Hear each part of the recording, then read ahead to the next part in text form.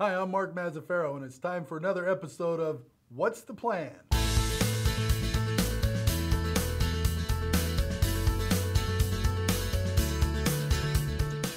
And with us, as always, on What's the Plan is Community Development Director Barton Brierley. Barton, thanks for being here today. Thank you. It's good to be here, Mark. Yeah, well, as we've said in past episodes, and certainly there's a lot going on. There is. And that's keeping you and your folks down in your end of the City Hall busy. And on top of all the things that are happening, we're presented with the issue of the Green Tree Golf Course. Yes. And really, at this point, it is totally in your department's lap, isn't it? I mean, in terms of what's happening out there. Well, it is. We're still waiting for the official application, but anything that happens will come through our office and then ultimately go to the city council for their decision. So who owns Green Tree Golf Course, that property out there? Well, it's privately owned. I think that's one thing that when I've talked with people, they didn't really understand. It's owned by the Sire family, and it's been owned and operated by them for years, and so it's not the city that owns it. It's privately owned, and it's always been privately owned. Sire, the rock quarry concrete family? That same family, yes. Those are the guys. And when did it close, and when's it going to reopen? Well, it closed in February of last year in 2016, and it's not going to reopen. You know, I love golfing. I've been out to the course many times, but they were losing money for years. Yeah. The last decade they were operating in the red, and finally it just came to the point where they couldn't keep subsidizing operating the golf course, so it's closed. And it's not going to reopen. That's what we've come to the conclusion, that there just isn't enough money operating that particular golf course to have it open anytime again. And really, if you look at the trend across the country, golf courses closing is not an unusual activity, is it? No, it's just changing to the economics, changing how people recreate. There certainly are many golf courses that are very successful, right. But there are a number that are closing. This isn't the only one in the country that's closed. So I know that the issue was in front of the council recently. Tell us what happened at that meeting. Yeah. So when we updated our general plan, the golf course property was planned to be a golf course. And so the general plan only considers it that. That's the only use that can be put to it. And the Sire family, since it's privately owned, they would like to use it for something different. They'd like to be able to market it to a developer and do a development on it. But anything they do is really contrary to our general plan. So the first step of the process would be to ask for the general plan to be amended. And the first step of that is they have to ask the council, because it's the city council's plan. They've got to get permission from the council to even file an application for an amendment. So that's what the hearing was about the other day. It was just to initiate a general plan amendment. So not to go too far off the subject here, we spent a lot of time on the general plan, didn't we? We did, yes. 4 years, was it? Yes. Something like that. And a few $1 million to basically create the blueprint for the city for the next 25 to 30 years. And I'm going to play devil's advocate here. I'm sure many people don't really have a clue about what a general plan is or does. And maybe in this case, the property owners didn't either. But at some point, they had to, and I'm not trying to put blame on them or anybody else, but wouldn't it have been nice for them to say, hey, we're thinking about closing the golf course before we got to the point where we're ready to approve the general plan? Because it's going to make it a lot more difficult for them to get through this process now, isn't it? Well, when we do a general plan, it is a roadmap for the future of how we're going to do it. And it analyzes the impacts of all that. So we have to know where the traffic's going to be, we know where sewer and water, and know how it's going to affect everything. Right. Honestly, they were just, when we started the general plan, they weren't really thinking about closing. It wasn't until we were almost done with the general plan that they really were seriously thinking about closing it. And so at that point, we weren't going to stop. We were too far along to say, oh, wait a minute, let's go back and spend another 2 years reanalyzing this. Yeah. So it was really appropriate on their part at that point to say, okay, adopt your general plan, and we know that we'll have to come back if we want to do this, an amend it, and because we knew that's going to change all the analyses that we did. Sure, and I'm not trying to blame or point the finger at the Sire family or any of the, however you want to characterize it, but it would have been nice to know, wouldn't it? Well, like I said, if it was 2010, it would have been nice to know. Yeah, but finding out in September 2015 wouldn't have helped. It would have hurt. Okay. Yeah. Okay, so let's talk about what the plans are for this property. Well, we don't actually know. The Sire family did, after they closed the golf course, they did do what's called a charrette. So they invited the neighborhoods in, the community in, and started creating a plan for the property. And in general, the plan that they came up with, at least a draft, would be in the north part of the property, a commercial center with the pedestrian scale and local shops and possibly a grocery store, some multifamily kind of housing above the commercial areas, things like that at the north. South of that, different kinds of residential, not just single-family houses, but townhomes and other kinds of housing. Neighborhood commercial center near Sequoia, and then housing south of that. That was the general plan that they were looking at. But the fact is they haven't submitted a plan because they couldn't submit a plan until they do a general plan amendment, and they can do a general plan amendment until the council initiated. Right. So really we're at the starting gate. And there's still opportunity for that plan to change, to flex, to yeah, if you're not going to be allowed to do it, why go through the expense and the time of creating a plan that you can't do anyway? Yes, yes. So, and there's got to be a lot of back and forth between the city and them, a lot of back and forth between the community, so it's going to change. And really, we didn't want to be spending all this time critiquing a plan, changing it, until the council even gave us permission to start that process. Give it a try, sure. So how long is the process going to take? There's no specific time frame. It's a multi-year process. So I know we had some people show up at the hearing and say, oh, so when is the Planning Commission meeting going to be next month? No, it's not going to be next month. Might not be next year. It's going to be a multi-year process. Well, I would imagine and I've seen this before, it takes a lot of time and work to amend the general plan. Certainly a project this large, I would imagine, Yes, just think about things like traffic. A lot of people have said, I'm concerned about traffic. Well, we are too. And there's sophisticated models you do to figure out what impacts will be and how to address it. And because adding development on this end of town can cause traffic impacts clear on the other side of town. It can reroute things, add traffic, and so that has to be an analysis and figure out what's the solutions to all those issues, sewer, water, storm drain, fire. Providing services to the... Yes. So there's a lot of analysis that has to be done as part of the plan, too. That's why it's not something that just happens overnight. Sure, and I'm guessing the public will have an opportunity to give their input throughout the process, too. Yes, absolutely. The family has been very dedicated to involving the public. When they did their charrette, that was a really remarkable process to invite everybody in right at the beginning to get input right when they're first putting the pencil on paper. They've committed to a public involvement plan. We're certainly going to make them hold to it. So it's not going to just be, here's the final plan, city council adopt it or not.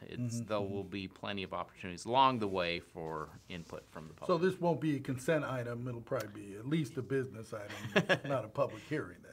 Yes. Oh, okay, all right, fine. Yeah, well, it's our hope that when it gets to the final hearing that everybody's had a chance to talk about it, input, comment on it, when there's still time to modify it and change things.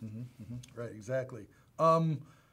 So no environmental analysis, none of that's been done yet then, right? Right, and that'll be a big part of it because I mentioned all the utilities and traffic, but there's also the effects on the environment, effects on drainage and flooding, and you have to look for whatever kind of critters are out there. Snowy plovers or salt marsh harvest mice or clapper rails or pickleweed or all those red-legged frogs and another one. Yeah, around here it's burrowing owls. Oh, burrowing hawks, owls! I forgot. Yeah, the Swainson hawk too. Wow. Yes, I mean those are supposedly endangered, but they're very plentiful around here. Yeah, so well, I guess it's working. They're rebounding. Yeah, our exactly. And I'm not being facetious.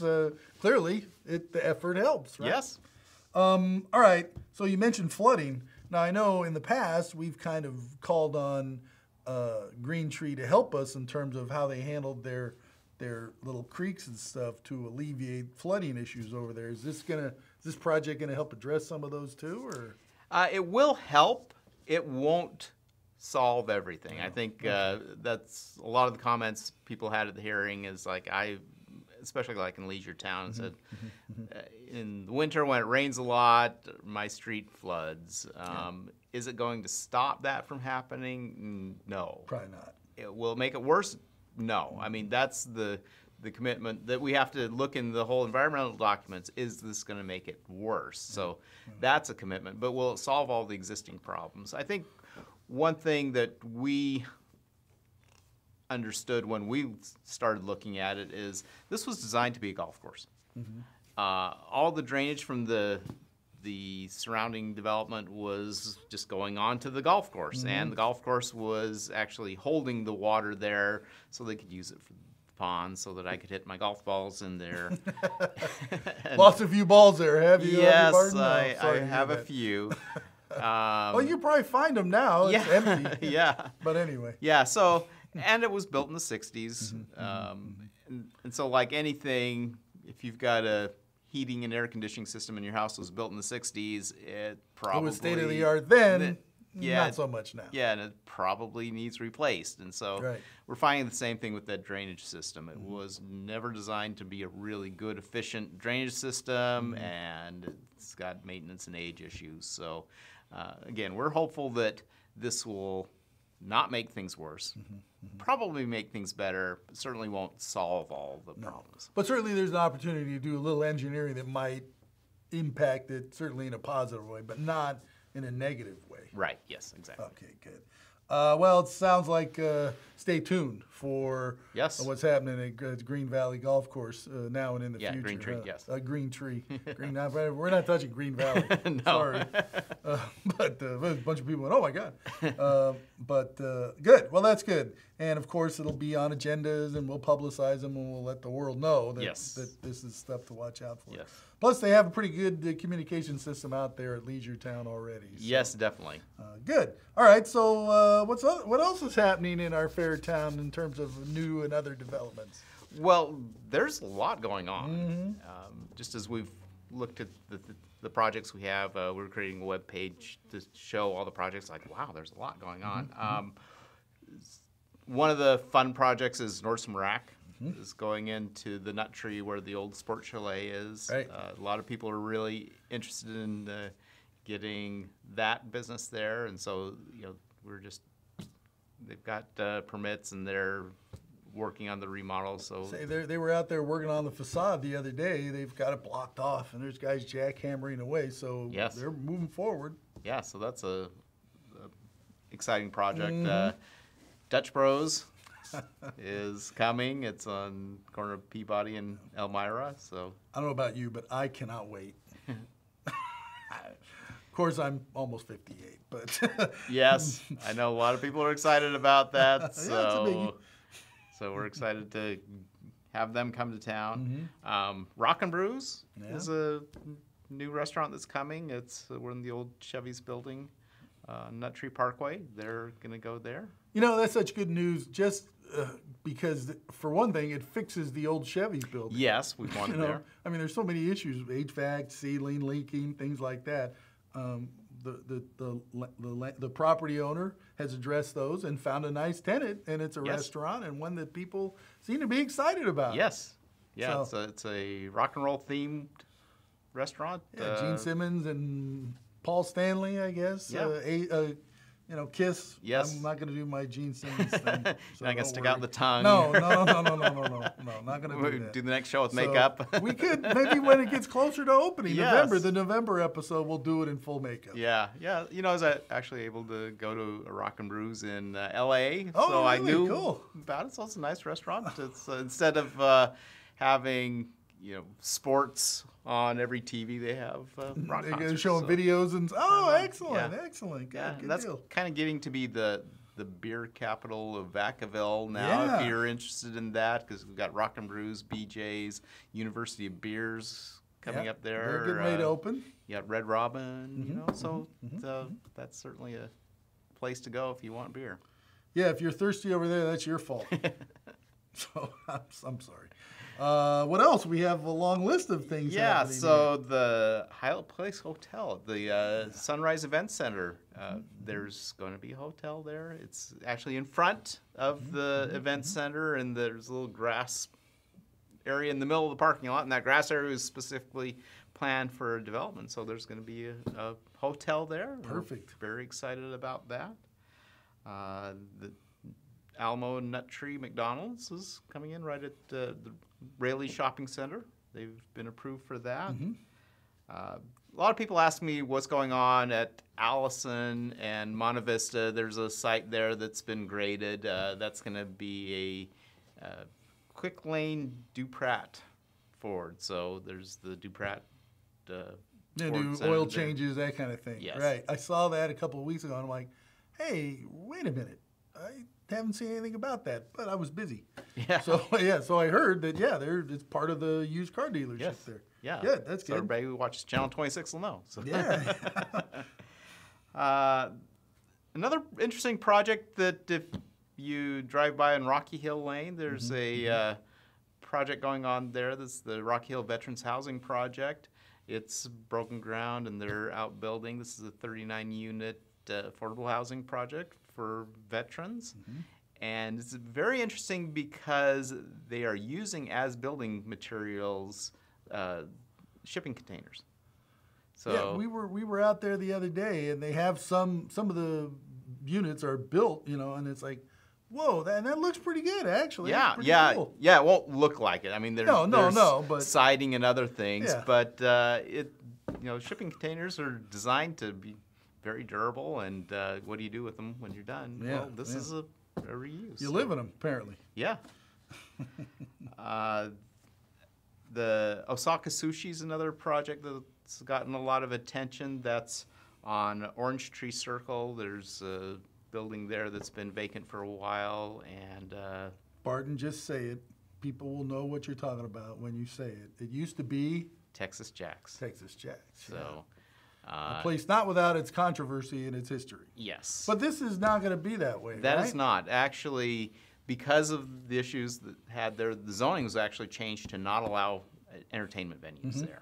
And so we've been clear with the applicant that they cannot make it an entertainment venue. They can do a sushi restaurant, but there won't be, 2 a.m. That is going to rock be music one there. big sushi restaurant. That place is large, It's large, yes. but sushi's popular. It is. It better be. It is surprisingly popular. One of the busiest restaurants we have in town is Fuji Yeah, Sushi yeah. up in the Nut Tree. It's That's just crazy. Yeah. So- I mean, I like sushi, but Yeah. I'm me not going too. to stand out in the sun at 11:30 waiting to get in either. But Yes. that's just me. Yeah. And finally, Well, the Roberts Ranch project, which is about 760 dwelling units, it's on east of Leisuretowne Road and just north of Fry Road. That's a project that's gone through the planning phase. It's going to be residences. There's little stroller parks planned in it. A really nice open space park facility on the east end.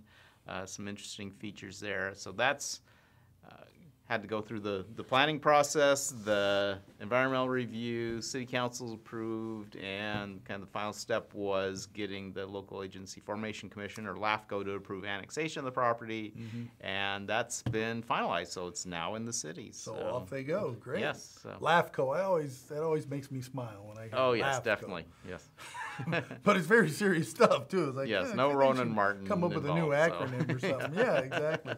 And finally, it's not on our list, but I want to mention it, the Residential Design Standard Survey that we have on our website. Yes. So we are updating our residential design guidelines or residential design standards. They were developed in the 1990s, just how homes look, things like how far it can be from the street, what architectural details you have to do, how many of different house plans you can have in a subdivision. I was talking to some people at National Night Out, and we're talking about the neighbors. Says, look at your homes in your block. Why is every fourth one a single-story home? It's because we require 25% of the homes to be single-story. Right, right. So we're looking at those standards. We've had a community meeting. We've had a couple of meetings with the development community. Gotten a lot of good feedback, and we're following up with the survey on our website, so I encourage everybody to go to our website, www.cityofvacaville.com. That works. And take the survey. So we're looking at feedback of, what do you like about, do you want 1 stories, 2 stories? What kind of garages? Do you want the garage out front and the back? On the side, drive-through type deal. Yeah, do you like porches? Things like that. So have a lot of questions for that. We'd love the viewers to click on that and take our survey, and that'll help us in our planning for that. All right. Well, listen, Barton, you have a lot of stuff going on, so we're going to end the interview right now so you can get back to work, okay? Okay. I've got a lot to do. All right. Well, thanks for taking some time out of your day. You're welcome. And thank you for watching this episode of What's the Plan? We'll see you next time.